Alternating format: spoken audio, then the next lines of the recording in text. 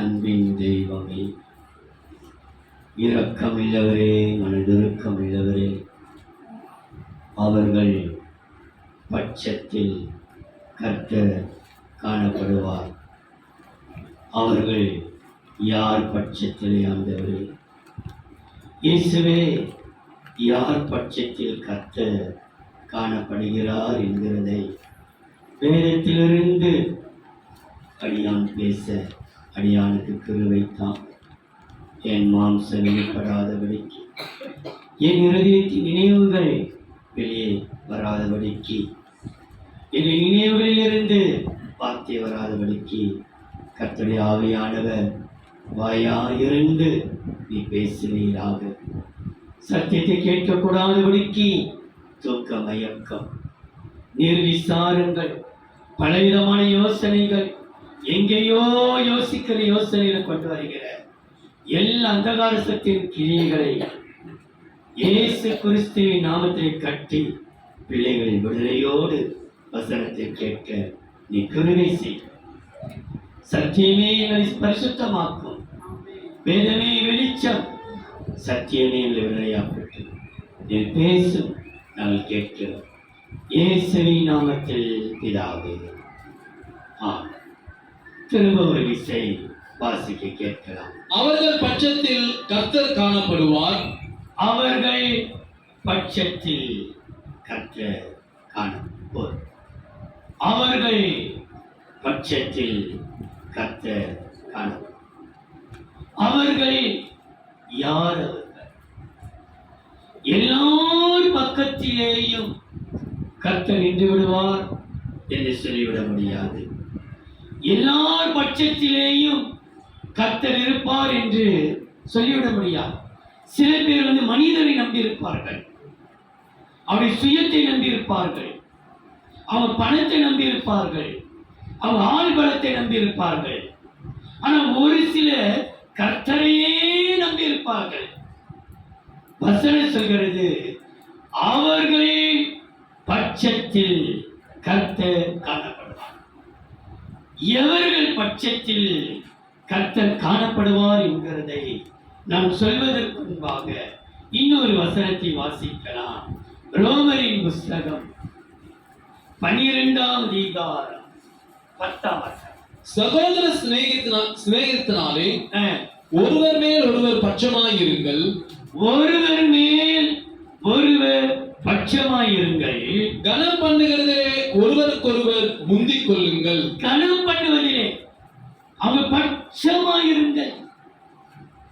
தூற்றுவதற்காக அல்ல, மற்றவர்களை வேதனைப்படுத்துவதற்காக அல்ல, மற்ற அசைக்கப்படுவதற்காக அல்ல, அவள் பட்சமாயிருங்கள். எதற்கு? அவளை கனம் பண்ணுவதிலே முந்திக்கொள்.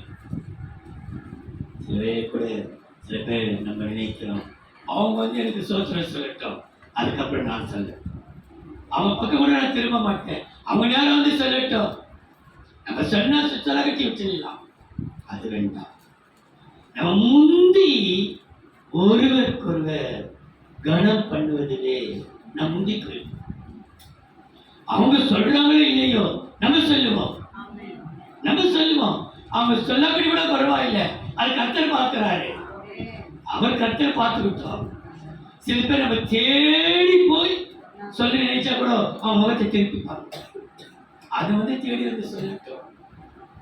ஆனா வசனம் சொல்கிறது, ஒருவருக்கொருவர் பட்சமாயிருங்கள். எதற்கென்றால் கனம் பண்ணுவதிலே முந்திக்கும். கர்த்தர் இப்படிப்பட்டுடைய விசேஷித்த குணவுடைய பட்சத்திலே கர்த்தர் காணப்படுவார். அவர்கள் பட்சத்தில் கர்த்தர் காணப்படுவார். எவர்கள் பட்சத்தில்? முதலாவதாக யாத்திராகமம் 32ஆம் அதிகாரம் 26ஆம் வசனம். பாளையத்தின் வாசலில் நின்று. யாத்திராகமம் பாருங்கள், 32ஆம் அதிகாரம் 26ஆம் வசனம். பாளையத்தின் வாசலில் நின்று கர்த்தருடைய பட்சத்தில் இருக்கிறவர்கள் யார்? அவர்கள் என்னிடத்தில் சேரக்கடவர்கள் என்றான். 29ஆம் வசனம். கர்த்தர் இன்றைக்கும் இன்றைக்கும் உங்களுக்கு ஆசீர்வாதம் அளிக்கும்படிக்கு இன்றைக்கு நீங்கள் அவனவன் தன் தன் மகனுக்கும் சகோதரனுக்கும் விரோதமாய் இருக்கிறதினால் கர்த்தருக்கு உங்களை பிரதிஷ்டை பண்ணுங்கள் என்று மோசே சொல்லி இருந்தான். பிரதிஷ்டை பண்ணுங்கள் கர்த்தருக்கு. கர்த்தர் உங்கள் பட்சத்திலே யார் இருக்கிறது என்றால் லேவியர்கள் புறப்பட்டு வருகிறார்கள். லேவி கோத்திரம் வருகிறது. மோசே அறிக்கையிடும் போது கர்த்தர் பட்சத்தில் யார் இருக்கிறது? உடனே லேவியர்கள் புறப்பட்டு வருகிறார்கள். அவர்களை பார்த்து சொல்லுகிறார் மோசே, இன்று நீங்கள் ஒருவருக்கு ஒரு விரோதமா இருக்கிறீங்க. தகப்பனுக்கு விரோதமாய் பிள்ளைகள், பிள்ளைகளுக்கு விரோதமாய் சகோதரர்கள், சகோதரருக்கு விரோதமாய் குடும்பங்கள், இப்படி ஒருவருக்கு ஒருவர் விரோதமாய் இருக்கிறதுனாலே இன்றைக்கு உங்களை பிரதிஷ்டை. அப்படி என்றால் கர்த்தர் யார் பட்சத்தில் இருக்கிறார் என்றால் பிரதிஷ்டை பண்ணுகிறார். உன் வாழ்க்கையிலே ஒரு பிரதிஷ்டை. அவர்கள் அவன் பட்சத்தில் கர்த்தர் காணப்படுவார் என்று சொல்லப்படாமல் அவர்கள் என்று பண்பில் போடப்பட்டிருக்கிறது. அவர்கள் யார்? அவர்கள் பிரதிஷ்டையை காத்துக் கொள்கிறவர்கள், பிரதிஷ்டையோடு வாழ்கிறவர்கள், தங்கள் பிரதிஷ்டையை விட்டு விலகாதவர்கள். அவர்களை குறித்து வேதம் சொல்கிறது. நியாயாதிபதிகள் 17ஆம் அதிகாரம் 12-13. மீகா அந்த லேவியனை பிரதிஷ்டை பண்ணினான். லேவியன் தானே புறப்பட்டு வந்தான் மோசேயிடத்திலே. மீகா அந்த லேவியனை பிரதிஷ்டை பண்ணினான். அந்த வாலிபன் அவனுக்கு ஆசாரியனாகி மீகாவின் வீட்டிலே இருந்தான். அப்பொழுது மீகா, எனக்கு ஆசாரியனாக ஒரு லேவியன் அகப்பட்டபடியினால் கர்த்தர் எனக்கு நன்மை செய்வார் என்று இப்பொழுது அறிந்திருக்கிறேன் என்றான். கர்த்தர் நமக்கு நன்மை செய்தார் அல்ல, செய்ய போகிறார், செய்வார் என்று இப்போது நம்பி இருக்கிறேன். நான் பிரதிஷ்டையோடு வாழ்கிறதினாலே கர்த்தர் என் பட்சமாய் காணப்பட்டு எனக்கு நன்மை செய்வார் என்று இன்றைக்கு நான் அறிந்திருக்கிறேன். கர்த்தர் நமக்கு நிச்சயம் நன்மை செய்கிறார். தீமையை சந்தித்தவன் வாழ்க்கையிலே, தீமைகளையே அனுபவித்து வந்தவன் வாழ்க்கையிலே கடந்த 6 மாதமும் 6 நாட்களும் கடந்து போய்விட்டது. 7ஆம் மாதம் 7ஆம் தேதி பிரதிஷ்டை பண்ணி இருக்கிற உன் வாழ்க்கையிலே கர்த்தர் காணப்பட்டு உனக்கு நன்மை செய்கிறார். நம்புறீங்களா? நிச்சயம் கர்த்தருக்கு நன்மை செய்கிறார். அதை பிரதிஷ்டை பண்ணு. அன்னைக்கு நான் ஜெபிப்பேன், வேதத்தை வாசிப்பேன், கர்த்தரை மாத்திரம் பிரியப்படுத்துவேன், வேற எதையும் நான் பிரியப்படுத்தாமல் உன் பிரதிஷ்டையை கர்த்தர் கேட்கிறார். நெகேமியாவின் புஸ்தகம் 12ஆம் அதிகாரம் 27 வாசி. எருசலேமின் அலங்கத்தை பிரதிஷ்டை பண்ணுகையில், நெகேமியா 12ஆம் அதிகாரம் 27 வசனம். எருசலேமின் அலங்கத்தை பிரதிஷ்டை பண்ணுகையில் துதியினாலும் பாடலினாலும் கைத்தாளம் தம்புரு சுரமண்டலம் முதலான கீத வாத்தியங்களினாலும் பிரதிஷ்டையை மகிழ்ச்சியோടെ கொண்டாட. பிரதிஷ்டையை துக்கத்தோடு அல்ல, உடைய பிரதிஷ்டையான வாழ்க்கை. நான் ஞானஸ்தானம் எடுத்துக்கொள்ளணும், கர்த்தருக்காக முழுகி நான் ஞானஸ்தானம் எடுக்கணும், கர்த்தருடைய வேதத்தை நான் வாசிக்கணும், எப்படியான முழங்கால் நின்று நான் துதிக்கணும், முழங்கால் நின்று நான் ஜெபிக்கணும், நான் எப்படியும் வாரத்துக்கு ஒரு முறையாகிலும் நான் உபவாசிக்கணும். அப்படி துக்கத்தோடு அல்ல, மகிழ்ச்சியோட பிரதிஷ்டை பண்ணி பிரதிஷ்டையை மகிழ்ச்சியோட கொண்டாட எல்லா இடங்களிலும் இருக்கிற லேவியரை எருசலேமுக்கு வரும்படி தேடினார்கள். எல்லா லேவியர்களும் எங்கேயும் லேவியர்கள் எதற்கென்றால் தங்களை பிரதிஷ்டை பண்ணிக்கொண்டு நன்மை அனுபவிக்க, மகிழ்ச்சி அனுபவிக்க, சந்தோஷங்களை அனுபவிக்க அவர்கள் பட்சத்தில் கர்த்தர் காணப்படுவார். எவர்கள் பட்சத்திலே கர்த்தர் காணப்படுவார்? பிரதிஷ்டை காத்துக் கொள்கிறவர்கள் அல்லது இன்றைக்கு பிரதிஷ்டை பண்ணுகிறவர்கள் பட்சத்திலே கர்த்தர் காணப்பட்டு நன்மை செய்வார். இன்றைக்கு ஒரு லேவியன் எனக்கு அகப்பட்டபடினாலே அவனை பிரதிஷ்டை பண்ணியிருக்கிறேன். இந்த நாள் முதற்கொண்டு கர்த்தர் எனக்கு நன்மை செய்வார். இன்றைக்கு கர்த்தர் செய்வார் என்று நான் அறிந்திருக்கிறேன், நம்பிக்கை வைக்கிறேன். எவர்கள் உனக்கு விரோதமாய் கூடி உனக்கு விரோதமாய் உருவாக்கப்படும் எந்த ஆயுதமும் வைக்காது. ஆனால் எவர்கள் உனக்கு விரோதமாய் கூட்டம் கூடுகிறார்களோ அவர்கள் பட்சமாய் வருவார்கள். ஏசாயாவின் புஸ்தகம் 54 அதிகாரம் 15 இதோ கவனியுங்கள், நீ பிரதிஷ்டையோடு வாழும் பொழுது உனக்கு விரோதமாய் செய்யப்படுகிற எல்லா சூழ்ச்சிகளையும் கர்த்தர் மக்கள் இருக்கிறார். துஷ்டனுடைய துஷ்டனத்தை கர்த்தர் அடக்க போகிறார். துஷ்டனுடைய வீராப்பை கர்த்தர் அடக்க போகிறார். நீ கர்த்தர் கர்த்தர் போற என்னத்தை செய்தார் கர்த்தர்? நான் எப்படி இருக்கிறப்பா அதை கர்த்தர் அடக்குவார். உனக்கு விரோதமாய் உருவாக்கப்படும் எந்த ஆயுதமும் வாய்க்காதே போகும். ஏன் தெரியுமா? இதோ உனக்கு விரோதமாய் கூட்டம் கூடினால் உனக்கு விரோதமாய் கூட்டம் கூடினால் அது என்னாலே கூடுகிற கூட்டம் அல்ல, அது ஆண்டுடைய அனுமதி அல்ல. அவர்களே உனக்கு மயங்குகிறார்கள். கர்த்தர் அனுமதிக்காத பட்சத்திலே நான் உனக்கு விரோதமாய் கூடுகிற கூட்டம் அது என்னாலே கூடுகிற கூட்டம் அல்ல. எவர்கள் உனக்கு விரோதமாய் கூடுகிறார்களோ அவர்கள் உன் பட்சத்தில் வருவார்கள். உன் பட்சத்தில் வருவார்கள். நிச்சயமே நிச்சயம் உன்னை சாபமிட்டவர்கள் உன்னை தேடி வருவார்கள். உனக்கு குழி நோண்டினவர்கள் உன்னை தேடி வருவார்கள். உனக்கு விரோதமாய் பேசுவதை தேடி வருவார்கள். உனக்கு விரோதமாய் மாயத்தையும் மந்திரத்தையும் செய்து தேடி வருவார்கள். நீ நினைச்சிருக்காதே கத்தை விட்டுடுவார் என்று. எவ்வளவுக்கு விரோதமாக எத்தனை முறை ஈசாக்கு தோணின துறவை எங்களில் அபகரிச்சார்கள், இன்னொரு துறவை எங்களில் அபகரிச்சார்கள். ஆனால் விட்டுடல. மூன்றாவது துறவை வெற்றினான். அப்ப வரவே இல்லை. இப்ப சொன்னான் கர்த்தர் நமக்கு இடம் உண்டாக்கினான். ஈசாக்கோடு கர்த்தர் இருந்ததை கண்டு தேடி வந்தார்கள். உன்னோடு மாத்திரம்தான் கர்த்தர் இருக்கிறார். ஆசீர்வதிக்கப்பட்டவராமே. இன்றைக்கு எவர்கள் நமக்கு விரோதமாக கூடி கூடி கூடி பேசுகிறார்களோ அதே கூட்டத்தை தான் நம் பட்சத்தை கற்றுக்கொண்டு வருவார். அது இவன் தெரு ஜனமா இருக்கட்டும், யாரா இருக்கட்டும், எவர்கள் உனக்கு விரோதமாய் கூடுகிறார்களோ உன் பட்சத்திலே வருவார்கள். அதுக்கு ஒரே காரணம், நீ பிரதிஷ்டை இன்னைக்கு பண்ணு. ஆண்டவரே, நான் இனிமேல் நான் ஜெபத்தை விட மாட்டேன், மெய் துதிக்கிற துதியை விட மாட்டேன், மெய் பாடுகிற பாடலை விட மாட்டேன், உபவாசத்தை விட மாட்டேன். நீ பிரதிஷ்டை பண்ணி இன்றைக்கு தீர்மானம் பண்ணு.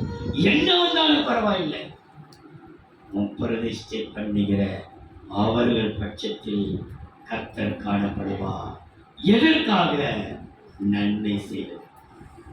இரண்டாவது 56 சங்கீதம் 9 நான் உம்மை நோக்கி கூப்பிடும் நாளில் என் சத்துருக்கள் பின்னிட்டு திரும்புவார்கள். தேவன் என் பட்சத்தில் இருக்கிறார் என்பதை அறிவேன். தேவன் என் பட்சத்தில் இருக்கிறதை எதற்காக? நான் சத்தமிட்டு கூப்பிடுவேன். கூப்பிடுகளோடு கூட கர்த்தர் காணப்படும். நீ கர்த்தரை நோக்கி கூப்பிடு, மௌனமா இருக்காதே. அடிக்கடி நான் சொல்கிறேன், வொர்ஷிப் பேரிலே யார் வொர்ஷிப் பண்ணாலும் கைகளை தட்டி பாடல்களை பாடி, அவன் பாடுற பாட்டு தெரியாவிட்டாலும் உங்களுக்கு பாட்டுத்தால் கொடுக்கப்படுகிறது. கண்ணை திறந்து பாடி, கை தட்டி, கையாசித்து நின்று பாடு. கூப்பிடுங்கள் கர்த்தரை நோக்கி, கூப்பிடுகிறது நிமித்தம் கர்த்தரின் பட்சத்தில் இருக்கிறார். யாரை நோக்கி கூப்பிடுகிறார்? என்னை நோக்கி. ஆபத்து காலத்தில் என்னை நோக்கி கூப்பிடு, நான் உன்னை விடுவிப்பேன், நீ என்னை மகிமைப்படுத்துவாய். 50ஆம் சங்கீதம் 15ஆம் வசனம் வாசிக்க வேண்டாம். ஆபத்து காலத்தில் என்னை நோக்கி. அதே போல எனக்கு நெருக்கம் உண்டான காலத்திலே கர்த்தரை நோக்கி கூப்பிட்டு அபயமிட்டேன். என் கூப்பிடின் சத்தம் அவர் செவியிலே போய் ஏறிற்று. 18ஆம் சங்கீதம் 6ஆம் வசனம் வாசிக்க வேண்டாம். கூப்பிடுவதினாலே அவர் சொல்றாரு, ஆபத்து வந்துருச்சா, ஆபத்து காலத்தில் என்னை நோக்கி கூப்பிடு, நீ கூப்பிடு.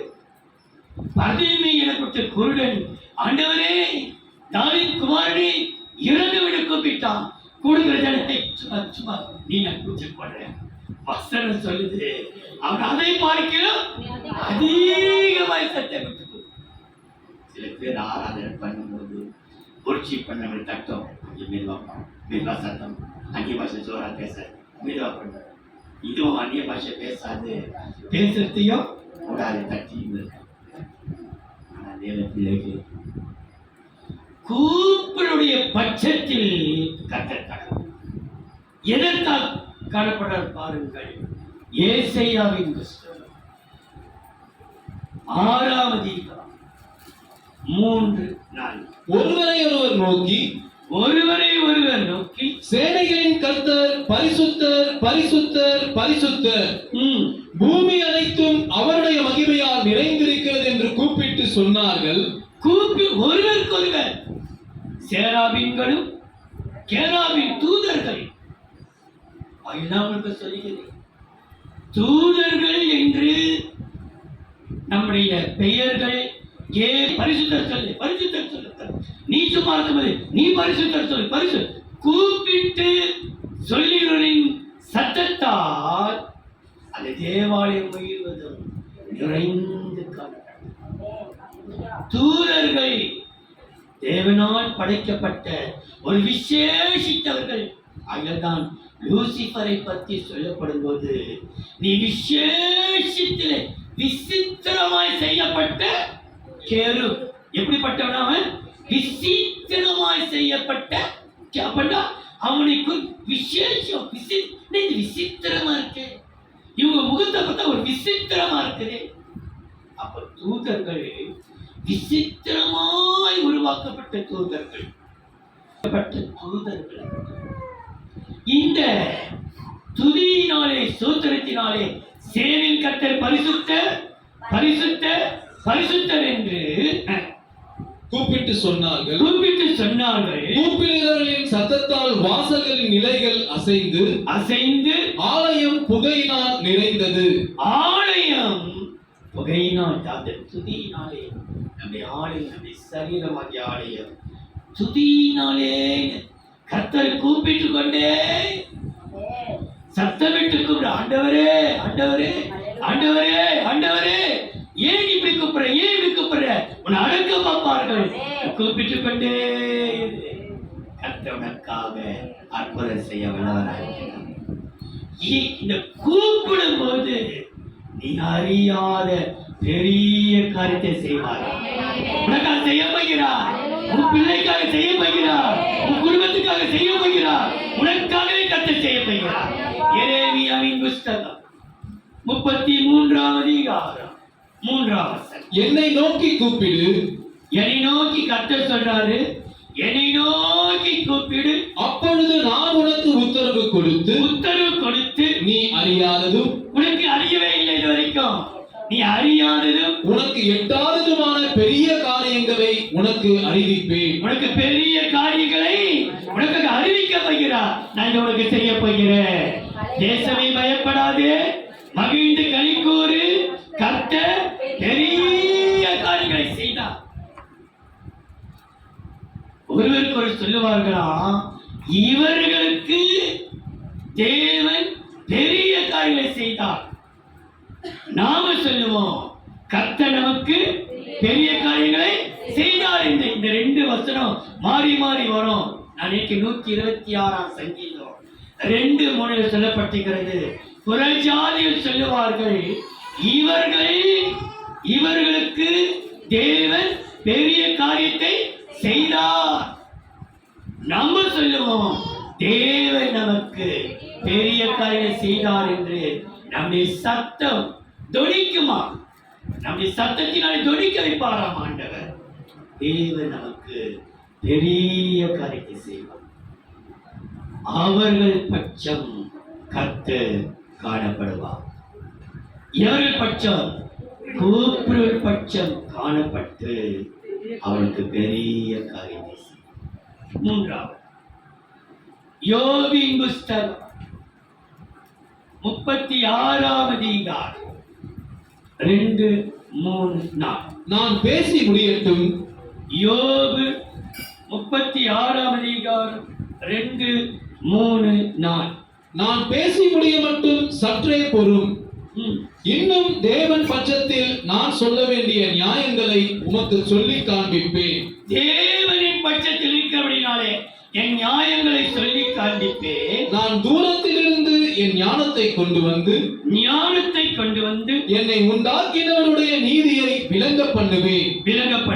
மெய்யாகவே என் வார்த்தைகள் பொய்யற்றிருக்கும். மெய்யாகவே என் வார்த்தை என்ன இருக்குமா? பொய்யே இருக்காது, கபடமே இருக்காது, கூட்டி குறைச்சி பேசாது, உள்ளத்திலே கசப்பு இருக்காது. என் வார்த்தையிலே பொய்யற்றிருக்கும். யாரை பற்றியும் என் உள்ளத்திலே கசப்பு, யாரை பற்றியும் ஒரு வைராக்கியம் இல்லை. அவன் சொல்றான், என்னுடைய வார்த்தையிலே பொய்யற்றிருக்கும். பொய்யே கலந்திருக்காது. விதவிதமான பொய் அல்ல, பொய்யற்றிருக்கும். உம்மோடு பேசுகிறவன் அறிவில் தேறினவன். உம்மோடு பேசுகிறவன் அறிவில் தேறினவன். ஞானம், அறிவு தேறினவன். ஆகையினாலே என் பட்சத்தில் இருக்கிறேன். அறிவினவா தேறினவன். யார் பட்சத்திலே கர்த்தர் காணப்படுவார் என்றால் தேறினவர்கள் பட்சத்தில் கர்த்தர் காணப்படுவார். யோபு 9ஆம் அதிகாரம் 19ஆம் வசனம். பலத்தை பார்த்தால் யோபு 9:19. பலத்தை பார்த்தால் அவரே பலத்தவர். நியாயத்தை பார்த்தால் என் பட்சத்தில் சாட்சி சொல்லுகிறவன் யார்? என் பட்சத்தில் யார் இருக்கிறது? அவர்தான் ஞானம், அவர்தான் நீதி, அவர்தான் மீட்பு. என் பட்சத்திலே தேவன் யார் இருக்கிறது எனக்கு சாட்சி? சண்டைக்கார கால விழுந்தெல்லாம் சாட்சிக்காரங்கள்ல ஏற்படாது. சண்டைக்காரங்க சண்டை போட்டுமா சாட்சிக்கு போய் என் பட்சத்தில் யார் இருப்பார் சாட்சி? தேவன் இருக்கிறார். தேறினவர்கள் பட்சத்தில் கர்த்தர் காணும். என் வாழ்க்கையிலே ஆவிக்குரிய வாழ்க்கையில் தேறி இனி நீ குழந்தையா இருக்கக்கூடாது. குழந்தை போல் இருந்தேன், குழந்தை போல் பேசினேன், குழந்தை போல சிந்தித்தேன், குழந்தை போது மாற்றிவிட்டேன். நான் தேறினவனாக. தேறின எவனும் தன் குருவை போல இருப்பான். சீஷன் தன் குருவுக்கு மேற்பட்டவன் அல்ல. ஆகிலும் எவன் தேறி இருக்கிறானோ தேறினவன் குருவை போல. பிரசங்கி 4ஆம் அதிகாரம் 15ஆம் வசனம். சூரியனுக்கு கீழே பிரசங்கி 4:15. சூரியனுக்கு கீழே ஜீவனுள்ளோர் யாவரும் ராஜாவின் பட்சத்திற்கு வரப்போகிற பிள்ளையின் பட்சத்தில் சார்ந்திருப்பதை கண்டேன். ராஜாவுடைய பட்சத்துக்கு யார் வருகிறது என்றால் பிள்ளைகள். அது பிள்ளைகள். ராஜாவுக்குரிய நம்முடைய ராஜாதி ராஜா அவருடைய சேவை செய்ய அவருடைய பிள்ளைகளாகிய நம்மை அவர் பட்சத்திலே நிர்ணயிக்கிறார். அவர் பட்சத்தில் தேறினவர்கள் பட்சத்திலே கர்த்தர் இருக்கிறார்.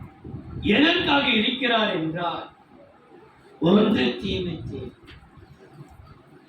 4ஆம் அதிகாரம் 6ஆம் வசனம் 15ஆம் வசனம் 16ஆம் வசனம். இவைகளை நீ சகோதரருக்கு போதித்து வந்தால் 1 தீமோத்தேயு 4ஆம் அதிகாரம் 6ஆம் வசனம் 15ஆம் வசனம் 16ஆம் வசனம். இவைகளை நீ சகோதரருக்கு போதித்து வந்தால் விசுவாசத்திற்குரிய வார்த்தைகளினாலும் விசுவாசத்துக்குரிய வார்த்தைகளினாலும் நீ அனுசரித்த நற்போதகத்திலும் நற்போதகமா துஷ்ட போதகம் அல்ல, கட்டுக்களின் போதகம் அல்ல, ஜனங்களை மயக்கிற போதகம் அல்ல, மதிமைக்கு இருக்கிற போதகம் அல்ல. இது நீ விசுவாசத்தினாலே நற்போதகத்தினாலும் நீ அனுசரித்த நற்போதகத்திலும் தேறினவனாகி இயேசு கிறிஸ்துவுக்கு நல்ல ஊழியக்காரனாய் இருப்பாய். எப்படிப்பட்ட ஊழியக்காரனா இருப்பானா? தேறினவன் இயேசு கிறிஸ்துவுக்கு நல்ல ஒரு ஊழியக்காரன். எதற்காக ஊழியக்காரன் மாறினான்? 15-16. நீ தேடுகிறது யாவருக்கும் விளங்கும்படி, எல்லாருக்கும் விளங்கணும். நம்ம தேடி இருக்கிறது உன் குடும்பத்துக்கு தெரியணும், உன் சபைக்கு தெரியணும், நீ வேலை செய்யற வேலையில தெரியணும், உன் தெருவில் தெரியணும். இதுவா, அதை பத்தி எனக்கு தெரியாது, அதை பத்தி எனக்கு தெரியும். அப்படி நம்மள ஒரு சீப்பா சொல்லிடக்கூடாது. நம்மை தேறினது யாருக்கு தெரிந்திருக்க கடவுது. இவைகளையே சிந்தித்துக் கொண்டு இவைகளிலே நிலைத்திரு. உன்னை குறித்தும் உபதேசத்தை குறித்தும் எச்சரிக்கையாயிரு. இவைகளில் நிலை கொண்டிரு. இப்படி செய்வாயானால் உன்னையும் உன் உபதேசத்தையும் கேட்பவர்களையும் ரட்சித்துக் கொள்வாய். தேறினவர்கள் பட்சத்தில் கர்த்தர் காணப்படுவார். உனக்கு ஒரு பெரிய ரட்சிப்பை தருவார். உனக்கு அனைத்து ரட்சிப்பு. நீ யாருக்கிட்டலாம் பேசுறியோ உனக்கு கர்த்தர் ரட்சிப்பார். உன் குடும்பத்தையும் ரட்சித்து விடுவார், உன் கோத்திரத்தையும் ரட்சித்து விடுவார், உன் வம்சத்தையும் ரட்சித்து விடுவார். உன் மூலமாக நீ தேடிக்கிறோம் எல்லாரும் வந்துடுவாங்க. ஒருத்தர் பாக்கி இல்லாம எல்லாரும் வந்து சேருவாங்க. நீ தேடினது எல்லாருக்கும் தெரிஞ்சிருக்கவனால் நீ போகும் உபதேசம் எல்லாரையும் ரட்சித்து தேறினவர்கள் பட்சத்தில் கர்த்தர் காணப்படுவார். எதற்காக? ரட்சிப்பை கொடுக்க. நியாயாதிபதிகள் 5ஆம் அதிகாரம் 23-24. மேரோசை சபியுங்கள். நியாயாதிபதிகள் 5ஆம் அதிகாரம் 23-24. மேரோசை சபியுங்கள், அதன் குடிகளை சபிக்கவே சபியுங்கள் என்று கர்த்தருடைய தூதனானவர் சொல்லுகிறார். அவர்கள் கர்த்தர் பட்சத்தில் துணை நிற்க வரவில்லை. சபிக்கப்பட்டவர்கள் பட்சத்தில் கர்த்தர் காணப்படுவாரா? கர்த்தர் பட்சத்தில் துணையாக இருக்கவில்லை. ஏன்னா அவர்கள் சபிக்கப்பட்டவர்கள், துணை வரவில்லை. பராக்கிரமசாலிகளுக்கு விரோதமாய் அவர்கள் கர்த்தர் பட்சத்தில் துணை நிற்க வரவில்லையே. கர்த்தர் பட்சத்தில் வரலையே, கர்த்தர் பக்கத்தில் வரலையே. அப்ப கர்த்தர் யார் பட்சத்தில் இருக்கிறார் என்ற அடுத்த வசனம். ஸ்திரீகளுக்குள்ளே கேனியனான ஏபேரின் மனைவியாகிய யாகேல் ஆசீர்வதிக்கப்பட்டவள். யாகேல் என்று யார் பேர் வச்சுதான் எனக்கு இதுவரைக்கும் சரித்திரல. எத்தனையோ பேர் வைக்கிறாங்க. யாகேல் வீராங்கனை, ஒரு ராஜ சிசேரா எங்கப்பட்ட ஒரு பெரிய அமைச்சர், ராணுவ வீர தளபதி, பெரியவனை.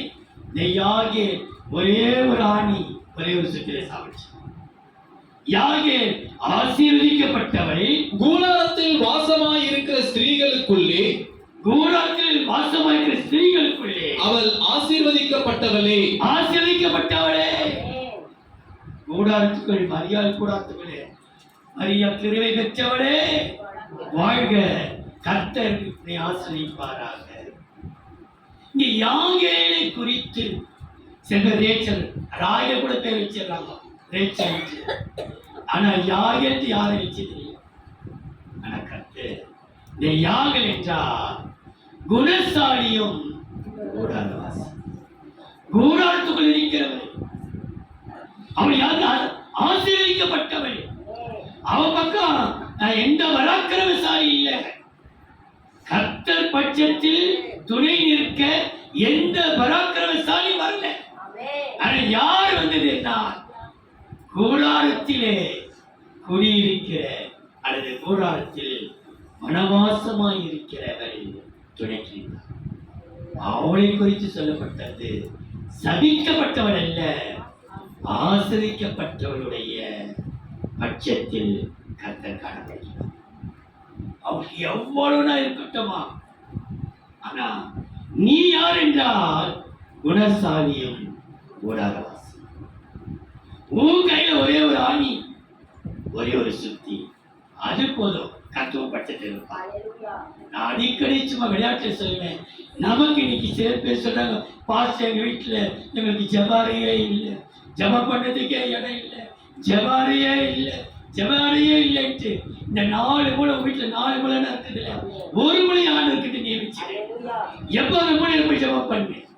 4 ஆணி ஒரு கோணி போதும். 4 ஆணி ஒரு கோணி, 4 பக்கம் ஆணி 8 கோணி மாட்டு, அது உட்காந்து வனவாசம் செய்யும். அது போதும். நமக்கு மாடியோ மாளிகையோ ஏசியோ பெரிய பெட்ரூமோ ஒண்ணு இல்லைனாலும் பரவாயில்லை. ஒரே ஒரு ஆணி, 4 ஆணி கையில் இருந்தா போதும். ஒரு கோணி, அந்த கோணி 4 மாற்றி உள்ள போதா அதுக்கு ஒரு கூடாரம் மாறி பார்த்துருக்கீங்களா? 4 பக்கம் 4 ஆணி வச்சு கோணி மாற்றி வச்சுட்டு உள்ள பட்டிருப்பாங்க வீடு போதும். அப்போ நம்முடைய வாழ்க்கையில தேவ பிள்ளையே, யார் ஆசிரிக்கப்பட்டவர் என்றால் கூடாரத்துக்குள் இருக்கிறவர். ஆசீர்வதிக்கப்பட்டவருடைய பட்சத்தில் கர்த்தர் இருக்கிறார். எதற்காக இருக்கிறார்? 2 நாளாக 15ஆம் அதிகாரம் 9ஆம் வசனம். அவன் யூதா பென்யமீன் ஜனங்களையும் அவர்களோட கூட எப்ராயிமிலும் மனாசேயிலும் சிமியோனிலும் இருந்து வந்து அவர்களோட சஞ்சரித்தவர்களையும் கூட்டினான். சஞ்சரித்தவர்களையும் கூடவே இருந்தார்களே, குணசாலி கூடாரவாசி ஆசிரிக்கப்பட்டவர் கூட சஞ்சரித்தவர்களையும் கூட்டினான். அவனுடைய தேவனாகிய கர்த்தர் அவனோடு இருக்கிறதை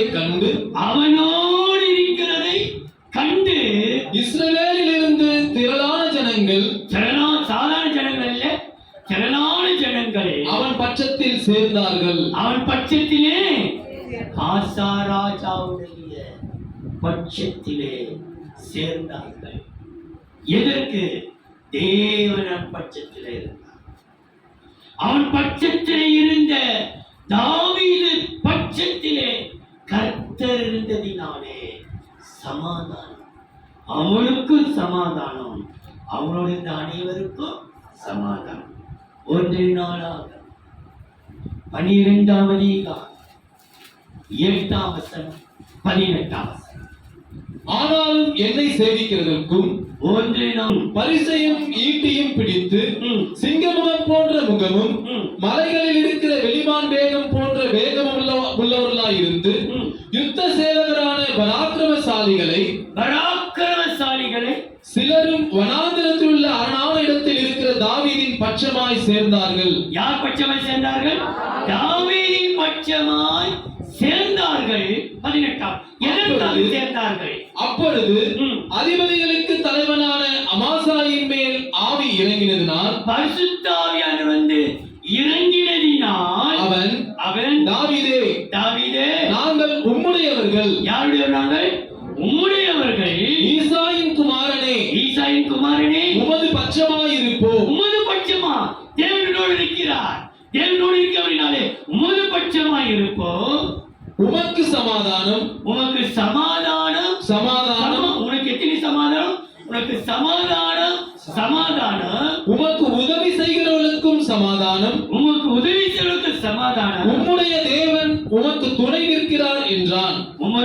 பட்சத்தில் இருக்கிறாரே, உமக்கு துணையா இருக்கிறாரே உன் தேவன், உனக்கு சமாதானம், உனக்கு உதவி செய்யறவங்க பத்தியா அவர்களுக்கு சமாதானம்.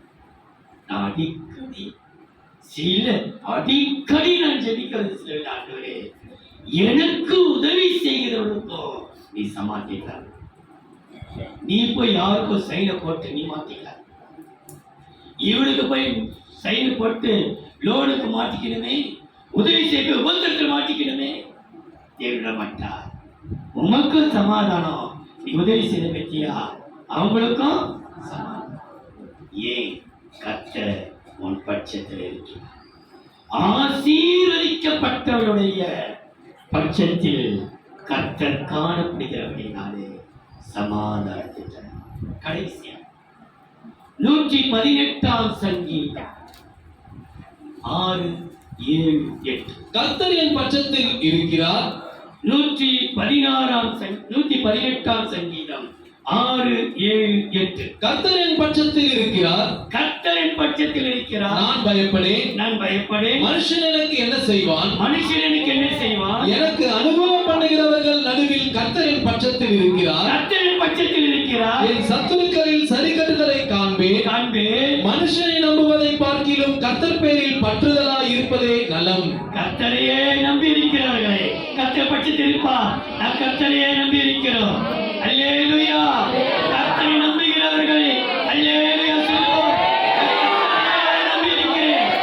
கர்த்தரையே நம்பி இருக்கிறேன்.